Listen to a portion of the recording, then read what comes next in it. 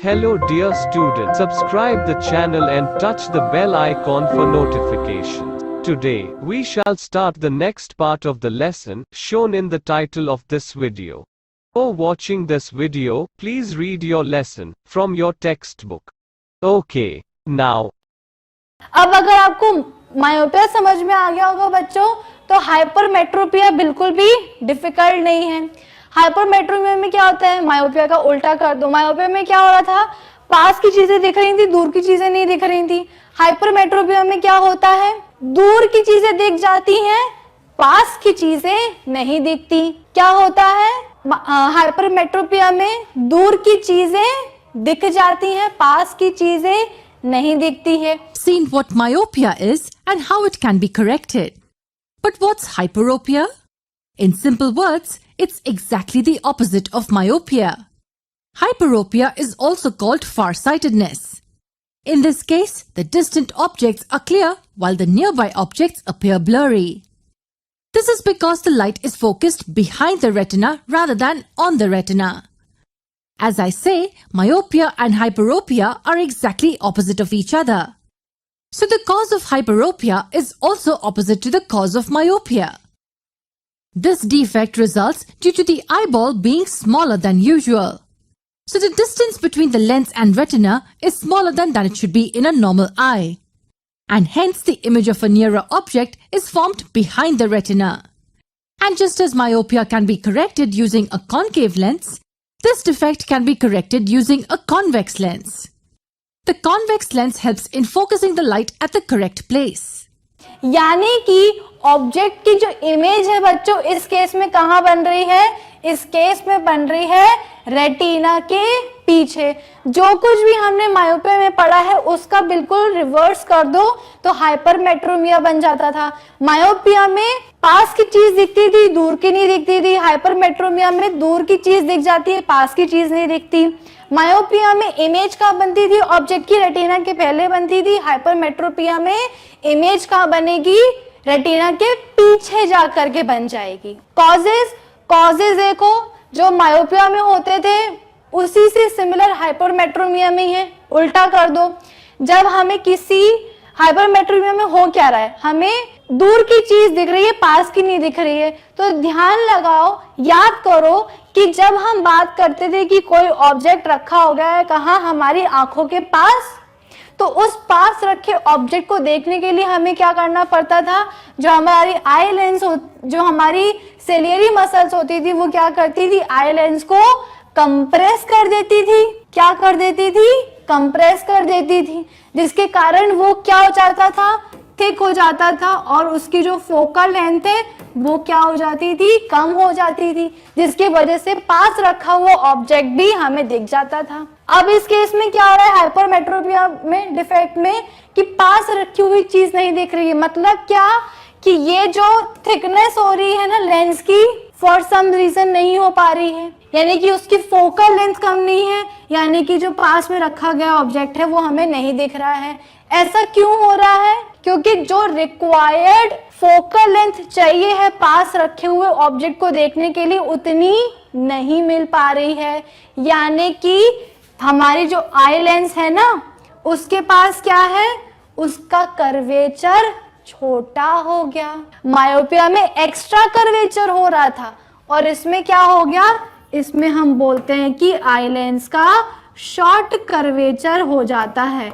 Eye lens का क्या होता है बच्चों, शॉर्ट कर्वेचर हो जाता है। मैंने बोला ना, अगर मायोपिया समझ में आ गया तो हाइपरमेट्रोपिया समझने में तो बिल्कुल देरी नहीं लगनी है। उल्टा करते जाओ बस, मायोपिया में दूर का नहीं दिख रहा, हाइपरमेट्रोपिया में पास का नहीं दिख रहा। इमेज मायोपिया में रेटिना के पहले बन रही थी, हाइपरमेट्रोपिया में इमेज रेटिना के पीछे बन रही है। मायोपिया में जो लेंस है, आई लेंस है, उसका एक्स्ट्रा कर्वेचर हो रहा था। हाइपरमेट्रोपिया में क्या हुआ, आई लेंस का जो कर्वेचर है वो कैसा हो गया, छोटा हो गया, यानी कि फोकल लेंथ कम हो गई, इसलिए पास की चीजें जो है ना दिख नहीं पा रही हैं। ठीक है, सॉरी, फोकल लेंथ इसकी क्या हो रही है, बढ़ रही है। फोकल लेंथ जितनी कम होनी चाहिए ना पास में रखे हुए ऑब्जेक्ट को देखने के लिए, उतनी नहीं हो पा रही है, मतलब ज्यादा ही है। इस वजह से क्या हो रहा है, शॉर्ट कर्वेचर हो रहा है और पास रखा ऑब्जेक्ट नहीं दिख रहा है।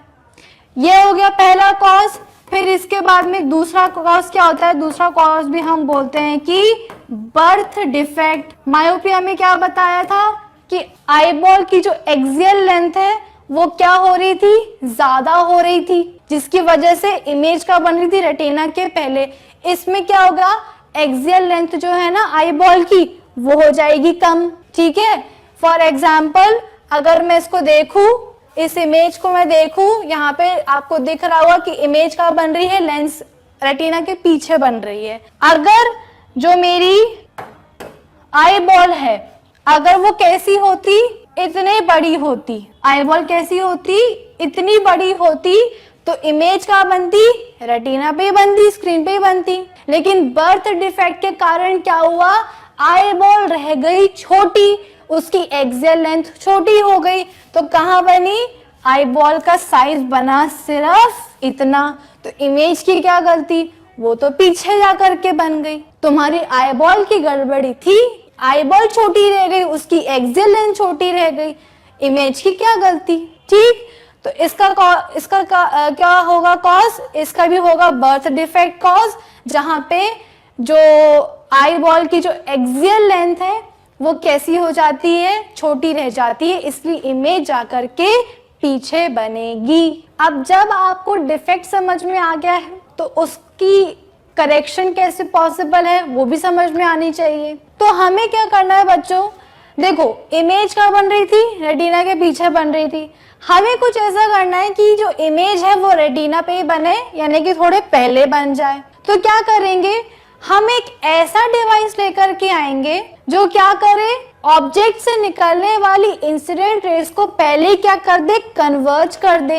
यानी कि जब किसी ऑब्जेक्ट से कोई इंसिडेंट रे आ रही होगी तो इससे पहले कि वो हमारे कॉर्निया पे लेंस तक पहुंचे, वो ऑलरेडी कैसी हो जाए, कन्वर्ज हो जाए।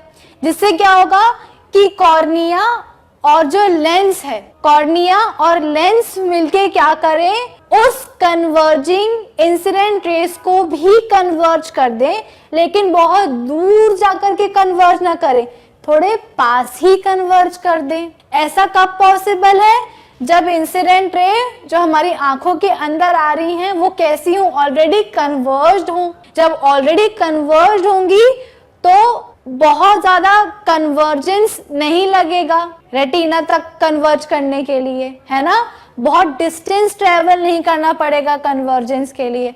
तो हमें क्या चाहिए, एक ऐसी डिवाइस चाहिए जो क्या करे, ऑब्जेक्ट से निकल रही इंसिडेंट रेस को क्या कर सके, कन्वर्ज कर सके, और वही कन्वर्ज्ड रे हमारी आंखों तक पहुंचे।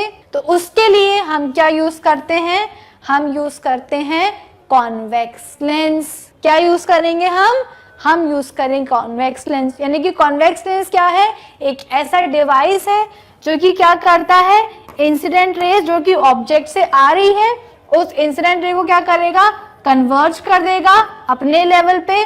फिर ये कन्वर्ज रेस कहाँ पहुंचेंगी, हमारे कॉर्निया से आई लेंस तक पहुंचेगी। आई लेंस से पहुंचने के बाद क्या होगा, फर्दर कन्वर्जेंस होगा, लेकिन बहुत दूर जाकर के नहीं होगा, बहुत दूर जाकर के नहीं होगा, पास में ही हो जाएगा। कहाँ हो जाएगा, रेटिना पे हो जाएगा। तो हाइपरमेट्रोपिया को हम कैसे ट्रीट कर सकते हैं, हम कर सकते हैं इसको ट्रीट, करेक्ट कर सकते हैं कॉन्वेक्स लेंस का यूज करके। मतलब अगर हम बोल सकते हैं कि हमें, जैसे कि मायोपिया था, मायोपिया में हम कैसे करेक्ट कर रहे थे, हम कर रहे थे एक कॉनकेव लेंस के थ्रू, और हाइपरमेट्रोपिया में हम कैसे करेक्ट कर रहे हैं डिफेक्ट को, कॉन्वेक्स लेंस के थ्रू। ठीक है, अब अगर आपको मायोपिया समझ में आ रहा होगा, हाइपरमेट्रोपिया समझ में आ रहा होगा, तो जो नेक्स्ट डिफेक्ट है प्रेसबायोपिया, वो भी आपको बहुत अच्छी तरीके से समझ में आ जाएगा। ये कुछ हाइपरमेट्रोपिया की कुछ थ्योरी है। In this defect, a person can see distant objects clearly but cannot see nearby objects. दूर का दिख जाता है, पास का नहीं दिखता। A person with this defect has the near point farther away from the normal near point 25 centimeter. In this case, the image is formed behind retina, retina के पीछे बनेगी। क्या हो सकते हैं इस डिसीज के कॉजेज, इस डिफेक्ट के कॉजेज दो हो सकते हैं। पहला क्या है कि जो आई लेंस है उसकी फोकल लेंथ कैसी हो जाए, लार्ज हो जाए। भाई इसमें क्या हो रहा है, पास की चीजों को नहीं देख पा रहे ना, पास की चीजों को देखने के लिए क्या करना पड़ता है, लेंस को फोकल लेंथ अपनी कम करनी पड़ती है। लेकिन यहाँ क्या हो रहा है, फोकल लेंथ बढ़ रही है ना, फोकल लेंथ क्या हो रही है, बढ़ रही है, यानी कि यहाँ पे लेंस का कर्वेचर कैसा हो रखा है भाई, शॉर्ट कर्वेचर हो गया है ना, कैसा हो गया है, इसका कर्वेचर कैसा हो गया है, शॉर्ट हो गया है। ठीक, फिर इसके बाद में eyeball becomes too short, यानी कि एक्सेल लेंथ जो है वो क्या हो गई है, कम हो गई है, इसलिए इमेज आकर के कहां बन रही है, रेटिना पर बन रही है। शॉर्ट कर्वेचर मतलब क्या हो गया, लेंस का कि वो सिकुड़ गई है, इलोंगेट हो गई है, स्ट्रेच हो गई है ना। जब लेंस थिक होती है तभी तो उसका कर्वेचर कैसा हो पाता है बच्चों, उसका कर्वेचर ज्यादा हो पाता है। अगर उसका कर्वेचर शॉर्ट है किसी लेंस का मतलब क्या, कि वो इलोंगेटेड ज्यादा है कर्व्ड के कंपैरिजन में। आई होप ये चीज आपको समझ में आ गई होगी, कॉजेस समझ में आ गए, डिफेक्ट समझ में आया। करेक्ट कैसे करेंगे, कॉन्वेक्स लेंस का यूज करेंगे जिसके कारण इमेज का बने, रेटिना पे ही बन जाए। Dear students, this brings to the end of this part of the video. Hope you must have understood everything. Do not hesitate to put your comments, queries or questions in the comments box. Take very good care of yourselves and your family. Stay home, stay safe. We will meet again in the next part of this lesson or a new lesson. Subscribe to this channel, like this video and share it with your friends. Don't forget to touch the bell icon for notifications of new videos. Till then, it's goodbye from Bram School.